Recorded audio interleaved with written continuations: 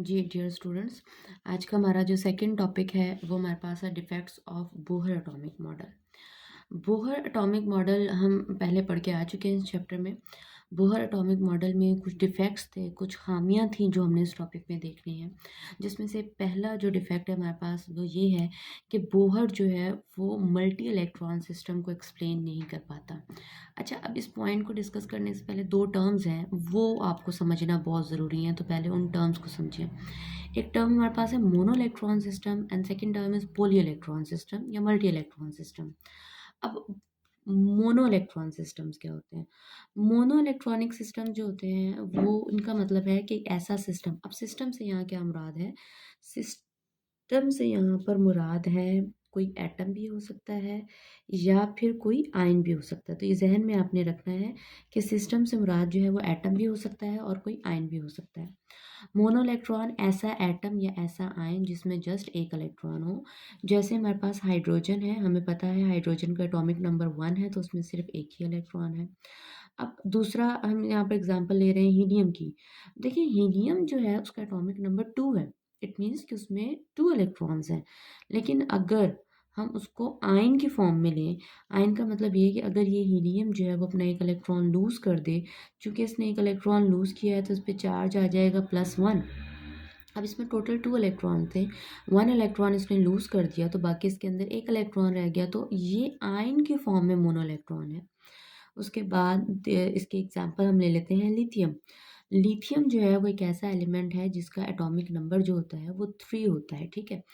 अब अगर इसको हम एटॉमिक फॉर्म में देखें तो इसमें 3 इलेक्ट्रॉन हैं, तो ये मोनो इलेक्ट्रॉनिक सिस्टम नहीं है। लेकिन अगर हम इसको आयन की फॉर्म में देखें, जैसे कि अगर ये +2 आयन चार्ज की फॉर्म ले रहा है, इसका मतलब है कि इसने 2 इलेक्ट्रॉन लूज़ कर दिए हैं।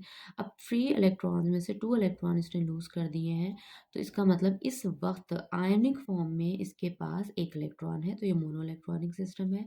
सेम इसी तरह से बेरिलियम जो है उसका एटॉमिक नंबर 4 है, उसमें 4 इलेक्ट्रॉन्स होते हैं। लेकिन अगर वो अपने 3 इलेक्ट्रॉन लूज़ कर दे टू फॉर्म अ कैटायन, तो उसके पास 1 इलेक्ट्रॉन रह जाएगा।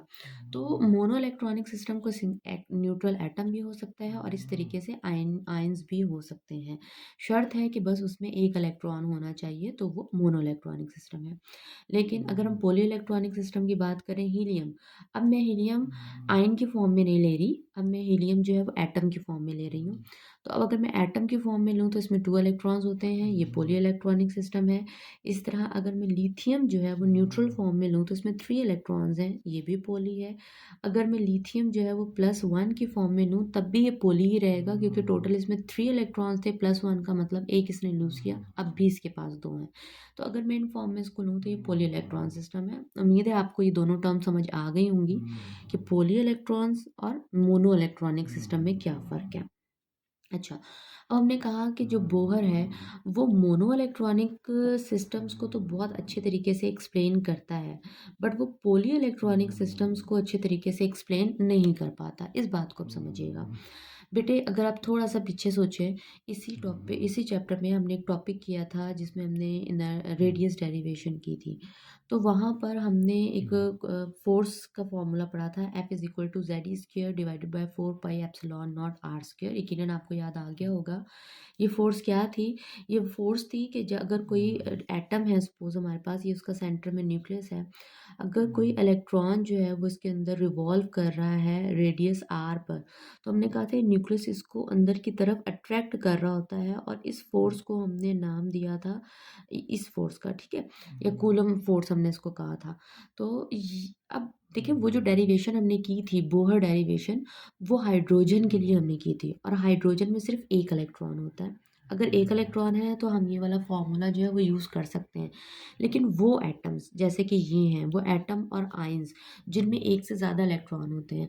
अब सपोज़ कर लो कि ये कोई एटम है और इसमें एक से ज़्यादा इलेक्ट्रॉन है। सपोज़ कर लें कि इसके के शेल के अंदर 2 इलेक्ट्रॉन्स हैं और इसके एल शेल के अंदर जो है वो 8 इलेक्ट्रॉन्स हैं। इस तरीके से इसमें 8 इलेक्ट्रॉन्स हैं। अब बात को ज़रा ध्यान से समझिएगा कि जब इसमें सिर्फ एक इलेक्ट्रॉन था तो इसको न्यूक्लियस इस फोर्स के ज़रिए अंदर की तरफ खींच रहा था।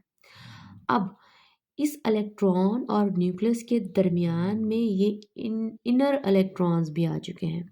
ये इनर इलेक्ट्रॉन न्यूक्लियस की force of attraction for the valence electron क्या कर देंगे, डिक्रीज कर देंगे, क्योंकि दरमियान में आ गए, इस फोर्स को क्या कर देंगे, डिक्रीज। अब पहले से फोर्स क्या हो चुकी है, इस इलेक्ट्रॉन पे कम हो चुकी है। अगर ये फोर्स कम हो चुकी है, क्या अब हम ये फॉर्मूला अप्लाई कर सकते हैं, नहीं, अब हम ये फॉर्मूला अप्लाई नहीं कर सकते। इसलिए हम ये बात कह रहे हैं कि बोहर सिर्फ उन सिस्टम्स को एक्सप्लेन करता है, ये फॉर्मूला सिर्फ तभी अप्लाई हो सकता है जब सिर्फ एक इलेक्ट्रॉन हो सिस्टम में, मल्टी पर ये अप्लाई नहीं हो सकता। नेक्स्ट इफेक्ट की तरफ चलते हैं। नेक्स्ट इफेक्ट हमारे पास था फाइन स्ट्रक्चर्स को एक्सप्लेन नहीं करता बोहर का मॉडल। अब फाइन स्ट्रक्चर्स क्या होते हैं, देखिए बोहर ने कहा था कि ये जो ऑर्बिट्स होते हैं, इसने ऑर्बिट का कॉन्सेप्ट दिया था। इसने कहा था कि ऑर्बिट जो होते हैं इनमें इलेक्ट्रॉन जो है वो रिवॉल्व करते हैं, और जब वो जंप करते हैं फ्रॉम आउटर टू इनर तो एनर्जी रिलीज करते हैं, जो कि स्पेक्ट्रम बनता है। लेकिन जब हमारे पास हायर स्टडीज़ आई और हाई रिजॉल्विंग पावर स्पेक्ट्रोमीटर हमने यूज़ किया, तो हाई रिजॉल्विंग पावर स्पेक्ट्रोमीटर से पता चला कि हर स्पेक्ट्रल लाइन मज़ीद स्प्लिट हो रही होती है बहुत सारी फाइन लाइंस में। जैसे कि अगर हम बाल्मर सीरीज़ की बात करें, तो बाल्मर सीरीज़ के अंदर जैसे कि सोडियम स्पेक्ट्रम हम देखते हैं, बाल्मर सीरीज़ के अंदर हम एक लाइन की बात करते हैं, एटॉमिक जो हमने बोहर का मॉडल पढ़ा था उसमें हमने एक स्पेक्ट्रल लाइन की बात की थी। ये हमें तब एक नज़र आ रही होती है जब हमारे स्पेक्ट्रोमीटर की रिजॉल्विंग पावर ज़्यादा नहीं होती। लेकिन अगर इसको हम हाई रिजॉल्विंग पावर स्पेक्ट्रोमीटर से देखें, तो हमें पता चला कि असल में ये एक स्पेक्ट्रल लाइन जो थी वो कंसिस्ट करती है 5 स्पेक्ट्रल लाइंस पर, 5 फाइन स्पेक्ट्रल लाइंस के ऊपर। तो बोहर इन फाइन लाइंस को एक्सप्लेन नहीं करता। These lines are called fine structures. इनको क्या कहते हैं, फाइन स्ट्रक्चर कहते हैं, या इन्हीं को हम मल्टीपल स्ट्रक्चर्स कहते हैं। इनको वो एक्सप्लेन नहीं कर पाया था। असल में जो फाइन लाइंस हमारे पास ऑब्टेन हो रही होती हैं, ये सब शेल्स की वजह से हो रही होती हैं, और बोहर के कॉन्सेप्ट में सब शेल्स का जिक्र नहीं था। और सब शेल्स को जो हमारा अज़्मिथल क्वांटम नंबर है वो एक्सप्लेन करता है, और समरफेल्ड ने इसके बारे में हमें बताया था। तो इसलिए सारी चीज़ें बाद में आई थी, बोहर के मॉडल के टाइम पर ये चीज़ें नहीं अभी डिस्कस हुई थी। नेक्स्ट की तरफ चलते हैं। थर्ड हमारे पास जो था वो था three dimensional structure of atom को एक्सप्लेन नहीं करता। अच्छा बेटे, अब इसको समझें। बोहर का जो मॉडल था उसमें हमने बात की थी कि न्यूक्लियस के बाहर जो ऑर्बिट होते हैं वो सर्कुलर होते हैं। तो हमने टर्म यूज़ की थी बोहर मॉडल में सर्कुलर की, हमने सर्कुलर की टर्म यूज़ की थी, ठीक है। अब सर्कुलर चीज़ क्या होती है, सर्कुलर चीज़ बिल्कुल ऐसे होती है जैसे कि आप बैंगल ले लेते हो, या आप साइकिल का कोई पहिया कंसिडर कर लो, वो सर्कुलर चीज़ है। अब जो सर्कुलर शेप होती है वो फ्लैट होती है, या आप कह लो कि वो टू डायमेंशनल होती है। जबकि बाद की जो मॉडर्न रिसर्च हुई, मॉडर्न रिसर्च से हमें ये पता चला कि एटम तो असल में फ्लैट स्ट्रक्चर नहीं है, एटम तो 3D स्ट्रक्चर है, एटम 3 डायमेंशनल स्ट्रक्चर है, और ये स्फेरिकल है। स्फेरिकल में और सर्कल, इन दोनों टर्म्स के अंदर फ़र्क है। सर्कल को आप समझ लें जैसे साइकिल का व्हील जो होता है वो सर्कुलर शेप है, और स्फेरिकल को आप समझ लें जैसे फुटबॉल, जो फुटबॉल है वो स्फेरिकल शेप है। उसको हम पेपर के ऊपर कैसे दिखा सकते हैं कि जो स्फेरिकल शेप होती है वो एक्स एक्सिस में भी होती है, स्फेरिकल शेप जो होती है वो वाई एक्सिस में भी होती है, और स्फेरिकल शेप जो होती है वो जी एक्सिस में भी होती है, यानी वो तीनों एक्सिस के अंदर होती है। जबकि ये टू डायमेंशनल होती है, थ्री डायमेंशनल नहीं होती। तो फ़र्क होता है स्फेरिकल और इसमें। तो बोहर जो था वो थ्री डायमेंशनल स्ट्रक्चर को एक्सप्लेन नहीं कर पाया था, तो डिफेक्ट है।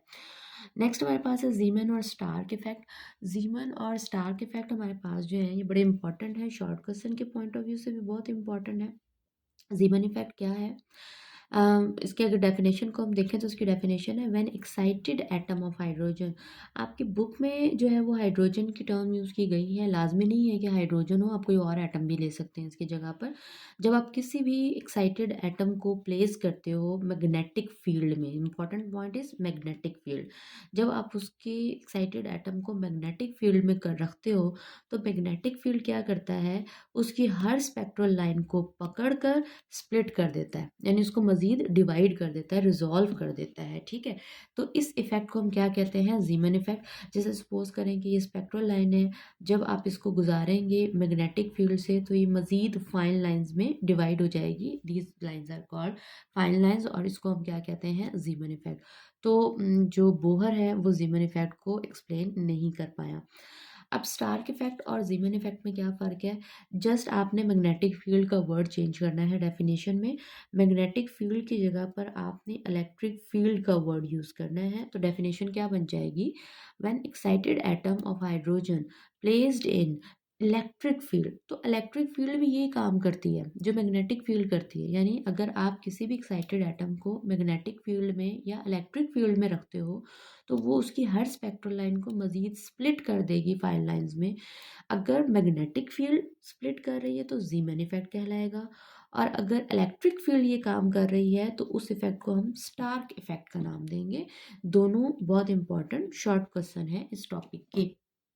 अच्छा जी, अब नेक्स्ट हमारे पास जो है वो फिफ्थ पॉइंट जो है उसमें हमने समरफेल्ड का कंट्रीब्यूशन देखना है कि बोहर के डिफेक्ट्स को दूर करने में समरफेल्ड ने क्या कंट्रीब्यूशन जो था वो दिया।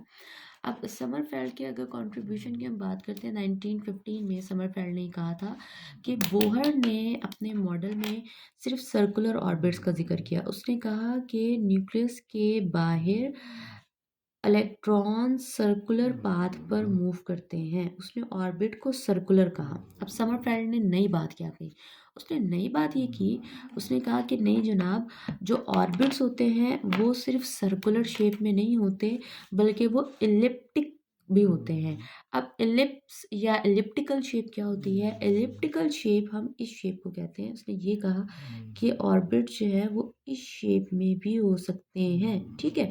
ये नहीं कि एक ही ऑर्बिट हो सकता है इस शेप में, और भी हो सकते हैं। ये इस तरीके से जैसे मैंने एक और ड्रॉ कर दिया, तो उसने कहा कि इलिप्टिकल शेप में भी ऑर्बिट जो है वो होते हैं, सर्कुलर के साथ साथ इलिप्टिकल भी होते हैं। ये एक नई बात जो थी वो समरफेल्ड ने की थी। इलिप्टिकल शेप हम किसको कहते हैं? इलिप्टिकल शेप हम असल में कह रहे होते हैं एक ऐसी शेप को जिसके, अब ये देखें, अगर हम इसके दो एक्सिस बनाए ना, एक ये एक्सिस बनेगा और एक ये बनेगा। इसका ये वाला जो एक्सिस है इसकी विड्थ ज़्यादा है, या आप यूँ कह लें कि इसकी लेंथ ज़्यादा है विड्थ से। तो अगर लेंथ ज़्यादा हो विड्थ से तो शेप को हम क्या कहते हैं? एलिप्टिकल कहते हैं। सर्कुलर शेप जो होती है उसमें विड्थ और लेंथ, विड्थ और लेंथ आप कह लो, या आप इसके मेजर और माइनर एक्सिस कह लो। ये मेजर एक्सिस और ये माइनर एक्सिस, ये दोनों क्या होते हैं? एक दूसरे के इक्वल होते हैं। अगर ये दोनों एक दूसरे के इक्वल हो तो वो सर्कुलर होती है। अगर इस तरह से एक बड़ा और दूसरा छोटा हो तो उसको हम इलिप्टिकल शेप कहते हैं, ठीक है। तो समरफेल्ड ने कहा था कि सर्कुलर ऑर्बिट के साथ साथ इलिप्टिकल ऑर्बिट्स भी होते हैं। असल में ये जो कॉन्सेप्ट था हमारे पास इलिप्टिकल ऑर्बिट्स का, ये अभी मैंने आपको पीछे जिक्र किया एजीमुथल क्वांटम नंबर। असल में यहाँ से एजीमुथल क्वांटम नंबर की बेस बनी थी, ठीक है। ये हम आगे इंशाल्लाह नेक्स्ट टॉपिक में पढ़ेंगे कि क्या था एजीमुथल क्वांटम नंबर। तो डिफेक्ट्स जो है वो हमारे पास जो है वो कंप्लीट हो गए हैं। ये टॉपिक हमारा यहीं पर कंप्लीट हुआ।